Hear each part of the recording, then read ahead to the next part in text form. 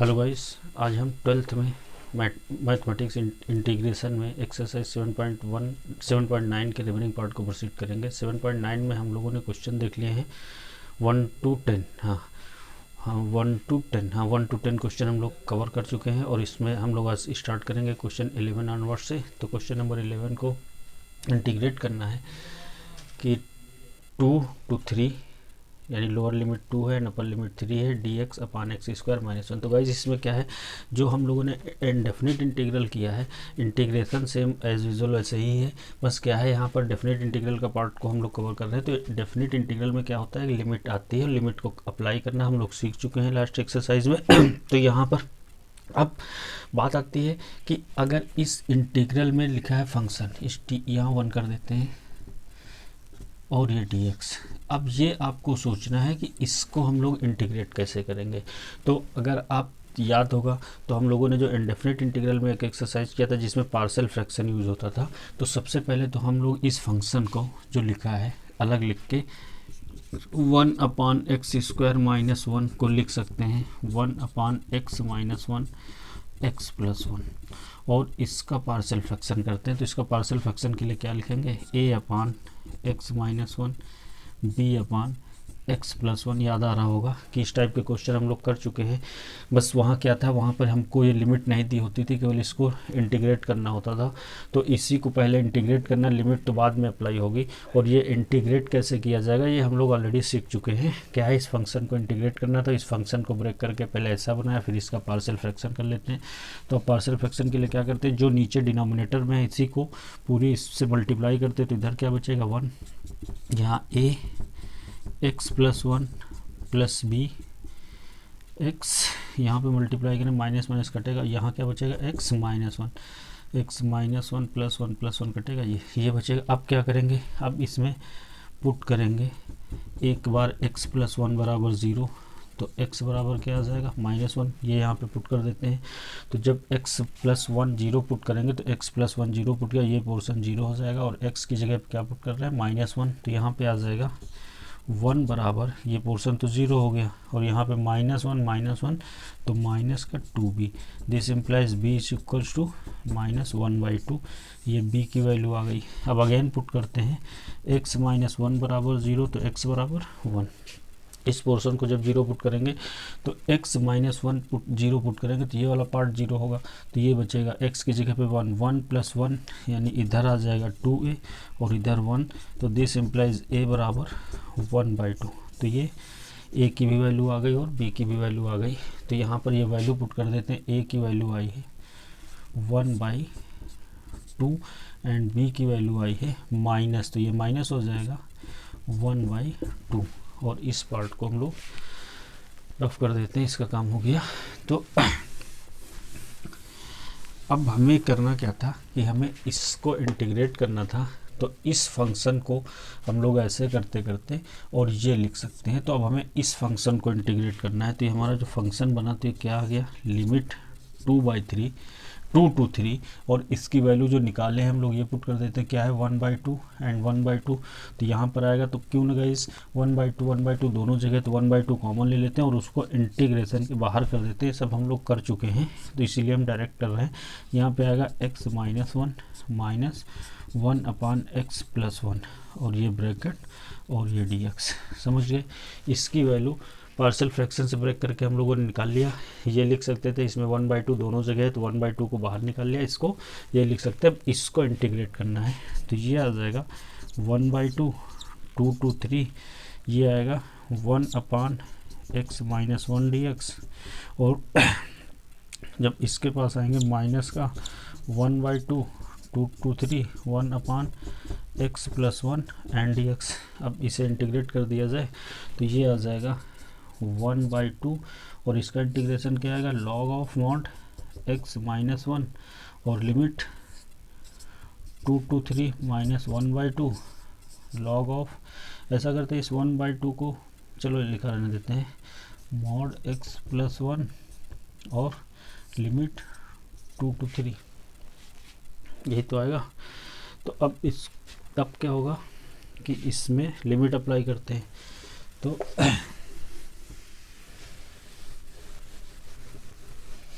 तो जब limit apply करेंगे तो यहाँ पे बनेगा इस 1/2 एंड 1/2 को पहले तो हम कॉमन ही ले रहे हैं। अब बचा यहाँ पे जब लिमिट अप्लाई करेंगे तो यहाँ पे आ जाएगा log 3 - 1, या ऐसा कर लेते हैं 1/2 कॉमन लिया,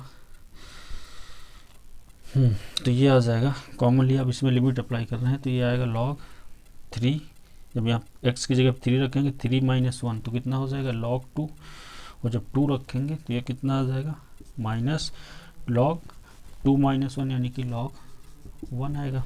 ठीक है, इसमें लिमिट अप्लाई हो गई। माइनस जब यहाँ लिमिट अप्लाई कर रहे हैं तो यहाँ 3 + 1, तो ये 1/2 तो कॉमन ले चुके हैं, 1/2 कॉमन ले चुके हैं। यहाँ पे क्या आएगा log 3 + 1 यानी कि 4, और जब 2 रखेंगे तो 2 + 1 यानी कि माइनस का log 3, ये बचेगा। अब इसको log 1 तो 0 होता है, तो इसको यहीं पे 0 कर दिया जाए तो इसका काम खत्म। लिख नहीं रहे उसको, 0 कर दिया और तो ये हो गया, इसका काम हो गया ख़त्म। तो ये log 2 बचा, तो ये आ गया 1/2 और ये log 2, और जब ये यहाँ गया तो माइनस का log 4, और जब इसके पास गया तो ये हो जाएगा प्लस का log 3, माइनस माइनस प्लस। बस इसको सिंप्लीफाई कर लिया जाए तो ये सिंप्लीफाई जब होगा तो ये आ जाएगा 1/2 log 2, और इसको हम लोग क्या लिख सकते हैं, अलग बता रहे हैं कि log 4 लिखा है तो हम इसको लिख सकते हैं log 2 की पावर 2, और ये पावर 2 जो है कहाँ जाती है, स्टार्टिंग में आ जाती है, तो ये क्या बन जाएगा 2 log 2। जानते हैं आप, हम डायरेक्ट यहाँ यूज कर रहे हैं तो इसको लिख देंगे 2 log 2 एंड प्लस log 3, तो ये आ जाएगा, ये आ जाएगा 1/2, और ये log 2 एंड 2 log 2, ये प्लस का log 2 है माइनस का log 2, तो यहाँ पे क्या बचेगा, एक चला जाएगा तो यहाँ बचेगा माइनस का log 2 प्लस का log 3, और इसको पलट के आप लिख लो log 3 माइनस log 2, ये आ जाएगा। अब ये बन गया log m minus log n, और log m minus log n क्या होता है, log m/n, तो ये क्या बन जाएगा 1/2 log 3/2। बस यही इस क्वेश्चन का आंसर हो जाएगा। थोड़ा कैलकुलेशन में मेथड थोड़ा सा दूसरा यूज कर दिया था, थोड़ा लंबा हो गया, बाकी नहीं तो ये 1-2 स्टेप और पहले आ सकता था आंसर इसका। बाकी ये है कि आंसर आ गया, बाकी इसमें कुछ नहीं, हम थोड़ा सा और मतलब अगर वैसे करते तो 1-2 लाइन पहले ही आंसर इसका ख़त्म हो सकता था, लेकिन उसमें कोई प्रॉब्लम नहीं, जितना लंबा उतना ही बढ़िया भी है, कोई दिक्कत नहीं। तो यहाँ पर आपको सबको समझ में आया होगा। ये था क्वेश्चन नंबर कौन सा, क्वेश्चन नंबर 11। चलिए नेक्स्ट क्वेश्चन की बात करते हैं। नेक्स्ट क्वेश्चन नंबर 12 है, इंटीग्रेट करना 0 to π/2 cos square x dx। 0 to π/2 एक बार क्वेश्चन चेक कर लेते हैं, 0 to π/2 cos square x dx, इसे इंटीग्रेट करना है। तो यहाँ पर आप देखिए इस टाइप के सारे ही क्वेश्चन, यानी ये जो फंक्शन मिल रहे हैं, कहीं पर ट्रिग्नोमेट्रिक फंक्शन मिल रहा है, कहीं पर एल्जेब्रिक फंक्शन मिल रहा है, कहीं पर इन्वर्स ट्रिगो का फंक्शन मिला था जैसे लास्ट वीडियो में आपने देखा होगा। तो बस आपको केवल ये याद रखना, जो कुछ भी हमने मतलब इस सारे टाइप के फंक्शन जो भी मिल रहे हैं, हम लोग सारे के सारे फंक्शन इनडेफिनिट इंटीग्रल को जब डिस्कस कर रहे थे, या हम लोग जब उसको सॉल्व कर रहे थे, तो वहाँ पे इस टाइप के क्वेश्चन कर चुके। तो अब आपको यहाँ सोचना है cos स्क्वायर एक्स का को इंटीग्रेट कैसे करेंगे, इसको डायरेक्टली इंटीग्रेट कैसे करेंगे। तो आपको याद होगा cos स्क्वायर एक्स को हम लोग क्या लिख सकते हैं, cos स्क्वायर एक्स बराबर होता है 1/2 1 प्लस cos 2x, याद होगा आपको। और ये कैसे आता है, cos 2x बराबर होता है 2 cos स्क्वायर एक्स माइनस 1, इसको इधर ले आए तो ये जब 1 इधर आएगा तो 1 प्लस cos 2x होगा, और इस 2 को नीचे ले आएंगे तो 1/2 1 प्लस cos 2x। बाकी आप इसको कोशिश करिए, डायरेक्ट याद रखिए cos स्क्वायर एक्स की वैल्यू ये होती है। तो ये वैल्यू हम लोग यहाँ पे पुट करेंगे, क्योंकि cos स्क्वायर एक्स को डायरेक्टली हम लोग इंटीग्रेट नहीं कर पाएंगे। तो पहले इसको उस फंक्शन में कन्वर्ट कर लें जिस फंक्शन को हम लोग इजीली इंटीग्रेट कर सकते हैं। तो वो फंक्शन क्या है, cos स्क्वायर एक्स को हम लोग सिंगल पावर में कन्वर्ट कर लिया। अब सिंगल पावर के cos को हम लोग इंटीग्रेट कर सकते हैं, उसका फार्मूला जानते हैं। तो हम यहाँ पे लिखेंगे 0 to π/2, cos स्क्वायर एक्स की जगह पे वैल्यू लिखेंगे तो 1/2 जो है इसको बाहर ही निकाल लेते हैं। अगले स्टेप में निकालना है तो पहले ही निकाल लिया, और ये क्या बचा 1 plus cos 2x and dx। ठीक है, अब इसे इंटीग्रेट कर दिया जाए तो ये 1/2 जब इस dx को यहाँ भेजेंगे तो यहाँ dx आएगा और इसका इंटीग्रेशन क्या होगा x, और cos 2x का इंटीग्रेशन क्या होगा sin 2x अपान 2, और लिमिट कितनी है 0 to π/2। बस अब लिमिट अप्लाई कर दिया जाए तो ये आया 1/2, जब π/2 यहाँ पे पुट करेंगे तो ये आएगा π/2 प्लस साइन 2 इंटू π/2 और अपान 2, तो ये 2 कैंसिल हो गया। तो चलिए हाँ 2 कैंसिल हो गया, साइन पाई बचा, और जब 0 पुट करेंगे तो ये जब 0 पुट करेंगे तो यहाँ 0 रखेंगे 0, और साइन 0 क्या होता है 0, तो वो तो सारा का सारा 0 हो गया, उसको पुट करने की ज़रूरत नहीं। यहाँ से 2 कैंसिल हुआ, बचा के साइन पाई, और साइन पाई किसके इक्वल होता है वो भी 0 ही होता है। तो यहाँ पर क्या बचेगा 1/2 इंटू π/2, बस आगे 0 हो गया। तो ये क्या आ गया 1/2 π/2 मीन्स π/4, और यही इस क्वेश्चन का आंसर है। ये था क्वेश्चन नंबर 12। तो इसमें ज़्यादा कुछ ऐसा नहीं था जिसमें हम लोग बाद में बात करें कि इसमें समझ में आया नहीं, हम मान के चलते हैं सभी को समझ में आया होगा। चलिए नेक्स्ट क्वेश्चन की बात करते हैं। तो नेक्स्ट क्वेश्चन नंबर 13, इंटीग्रेट करना है 2 to 3 x upon x square plus 1 dx। अब x अपान x स्क्वायर प्लस 1 इस फंक्शन को कैसे इंटीग्रेट करेंगे, तो हम लोग एक मेथड उसमें एक एक्सरसाइज पढ़े थे जिसको बोले थे सब्स्टिट्यूशन मेथड, यानी सब्स्टिट्यूट करके। तो इसमें क्या सब्स्टिट्यूट किया जाए, तो यहाँ पर आप देखोगे नीचे वाली वैल्यू को t मान लिया जाए, तो x स्क्वायर प्लस 1 को अगर t सपोज कर लें, x स्क्वायर प्लस 1 बराबर t, तो इसका डिफ्रेंसिएशन क्या होगा 2x dx बराबर dt। तो x dx बराबर क्या हो जाएगा 1/2 dt। तो आप देखो x dx की जगह पे हम लोग इजीली पुट कर देंगे 1/2 dt। तो यहाँ पर आ जाएगा x dx की जगह पे 1/2 जब पुट करेंगे तो इसका 1/2 तो डायरेक्टली हमने बाहर निकाल लिया, लिमिट 2 to 3 और dt, और इस वैल्यू को क्या माना है t। तो ये आ गया, इस t को अगर यहाँ पे t लिखें और ये 1/t, तो इसको इंटीग्रेट कर देते हैं 1/2, इसका इंटीग्रेशन क्या आएगा log ऑफ mod t, और लिमिट 2 to 3। अब यहाँ पर हमें लिमिट अप्लाई करना है। तो गाइस देखो एक चीज़ हमने यहाँ पे की नहीं है, तो अब आपको जो ये लिमिट दी थी तो हमारे फंक्शन क्या थे x थे, फंक्शन जो थे, फंक्शन में वेरिएबल क्या काम कर रहा था x काम कर रहा था, और इस x वेरिएबल को हम लोगों ने कन्वर्ट किस में कर लिया है t में। तो जब t में कन्वर्ट कर लिया तो एक तो अगर हम इसमें लिमिट अप्लाई करेंगे तो फंक्शन t में कर लिया तो यहाँ पर लिमिट भी तो बहुत चेंज हो जाएगी, तो हमने वहाँ पर लिमिट चेंज नहीं की है, यहाँ पर किसी क्वेश्चन में चेंज करके दिखाएंगे। आप चेंज करें या ना करें, अगर चेंज नहीं करते तो इस फंक्शन को फिर वापस आप वहीं पे ले जाएंगे, कहाँ पे, जिस t से फंक्शन हमने t बराबर क्या था x स्क्वायर प्लस 1, तो यहाँ पे लिमिट हम तब अप्लाई करेंगे जब हम फंक्शन को x में बना लेंगे। तो ये 1/2 log of mod x square plus 1, ये हमारा ओरिजिनल फंक्शन था। अब आप इसमें लिमिट अप्लाई कर दीजिए, समझ गए ना। हम लिमिट यहीं पर अप्लाई कर सकते थे, लेकिन उस केस में ये लिमिट हमारी चेंज हो जाती। अभी चलो यहाँ पर हम लोग कुछ ऐसे कर देते हैं, अभी हम चेंज करके भी देखते हैं। तो देखो यहाँ पे जब हम लिमिट अप्लाई करेंगे तो ये क्या आएगा 1/2, जब लिमिट यहाँ रखेंगे तो कितना आएगा log x स्क्वायर की जगह पे क्या 3 रखना है, तो 3 का स्क्वायर 9 प्लस 1 कितना हो जाएगा 10, एंड जब लोअर लिमिट रखेंगे माइनस तो कितना आएगा log x स्क्वायर की जगह पे 2 का स्क्वायर 4 प्लस 1 कितना आएगा 5, तो ये बन गया log m minus log n, तो कितना बन जाएगा 1/2 log 10 अपान 5 log m माइनस n, तो ये कैंसिल हो गया 2 आ जाएगा, तो 1/2 log 2, और ये इस क्वेश्चन का आंसर हुआ। समझ गए ना। अब देखो हमने कहा यहाँ पर भी लिमिट हम पुट कर सकते थे, लेकिन यहाँ पे लिमिट 2 to 3 नहीं पुट होगी। अब देखो जब x स्क्वायर प्लस 1 को t माना था, तो अब लिमिट हमारी जब लोअर लिमिट 2 है तो t क्या हो जाएगा, देखो इसको हम लोगों ने यहाँ पे करते हैं, t स्क्वायर बराबर x प्लस 1 था। तो जब हमारी लोअर लिमिट 2 है, तो जब x बराबर 2 है तो t क्या हो जाएगा 2 का स्क्वायर 4 प्लस 1 यानी t 5 हो जाएगा। और जब हमारा x बराबर 3 है तो t बराबर क्या हो जाएगा 3 का स्क्वायर 9 प्लस 1 कितना हो जाएगा 10।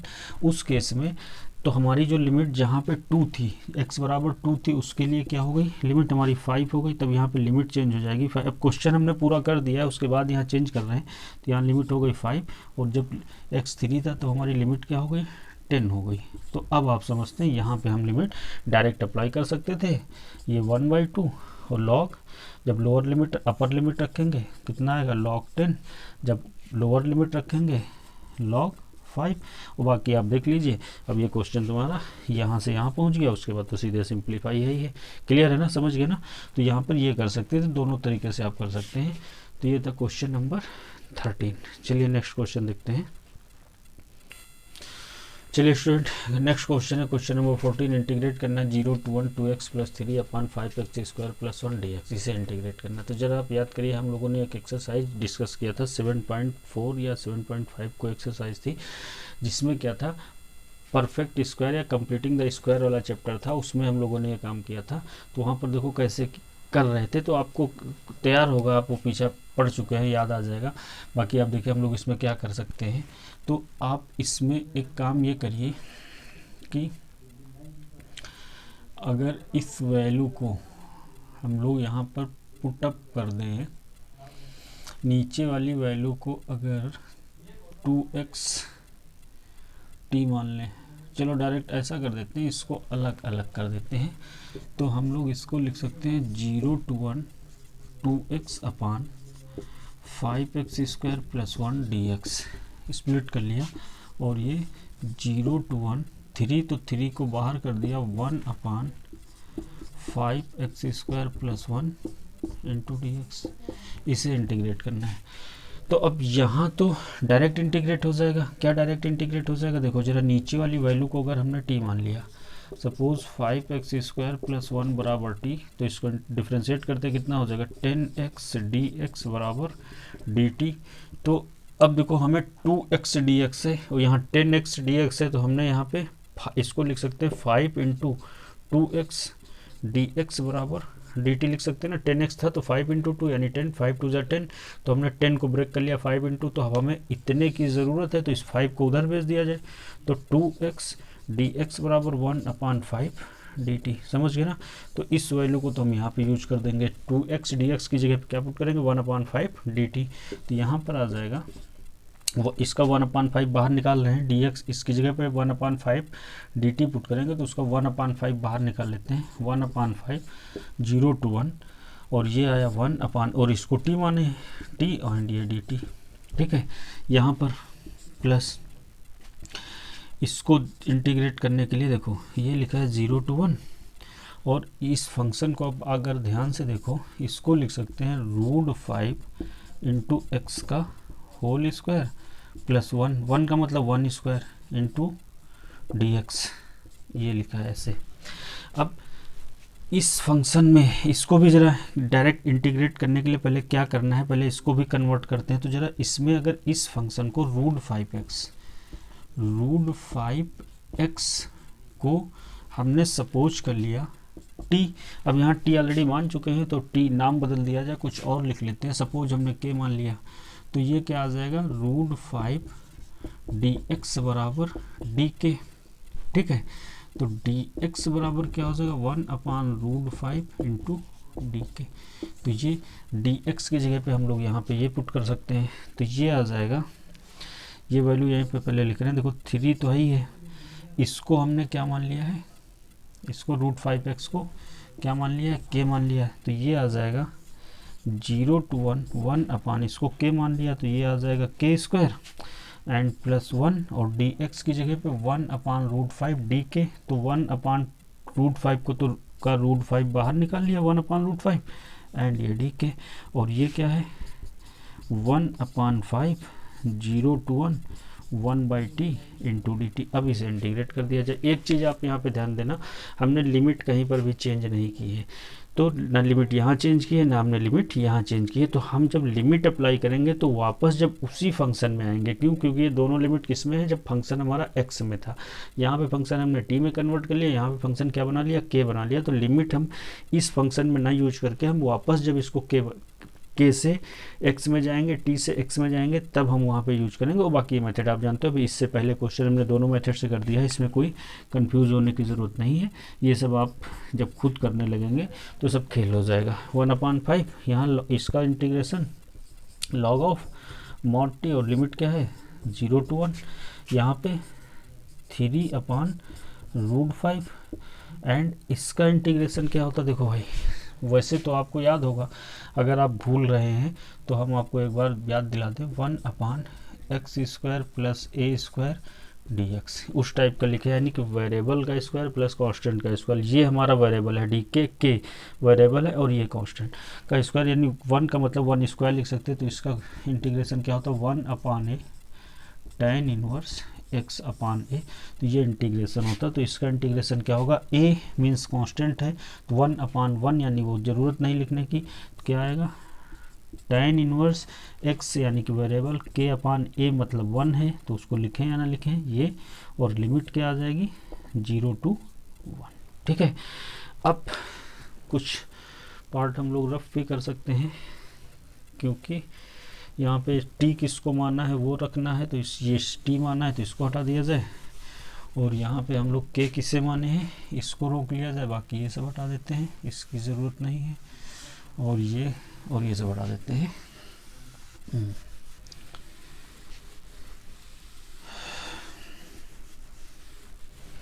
ठीक है, तो अब इस फंक्शन में लिमिट अप्लाई करने से पहले हम लोग इस फंक्शन को जो t से x में चले जाते हैं जो फंक्शन, तब लिमिट अप्लाई करेंगे। तो ये 1/5 log ऑफ t किसे माना था, ये यहाँ पे लिखा है 5x² + 1, तो यहाँ 5x² + 1 मॉड, और लिमिट हमारी क्या है 0 to 1 प्लस 3/√5 और tan इनवर्स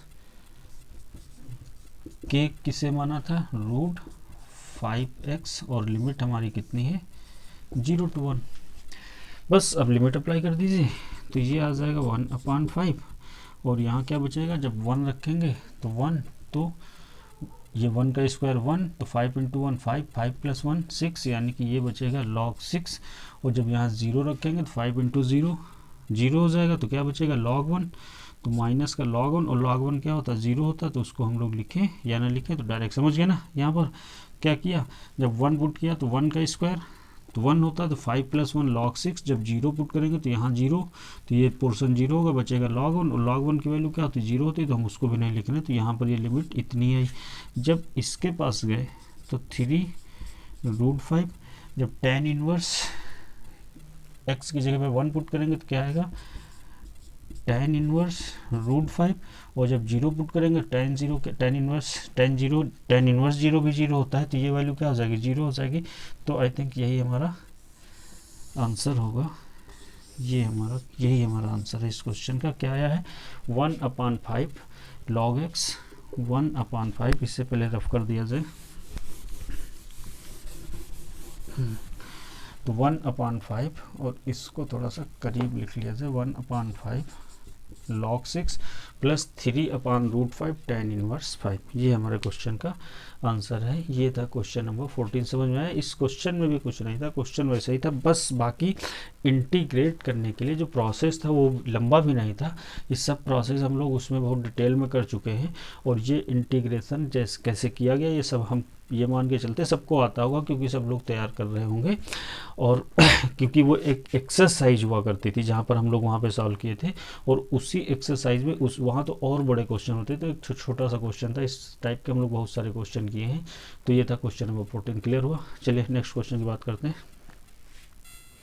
तो नेक्स्ट क्वेश्चन है guys, question number 15, 0 to 1 x e⁻x² dx, इसे इंटीग्रेट करना बहुत आसान सा क्वेश्चन है, वहाँ पर भी हम लोगों ने किया था। इसे कैसे इंटीग्रेट करेंगे आपको दिख रहा होगा, x² को अगर t मान लिया जाए तो 2x dx बराबर क्या होगा dt, तो x dx बराबर क्या होगा 1/2 dt।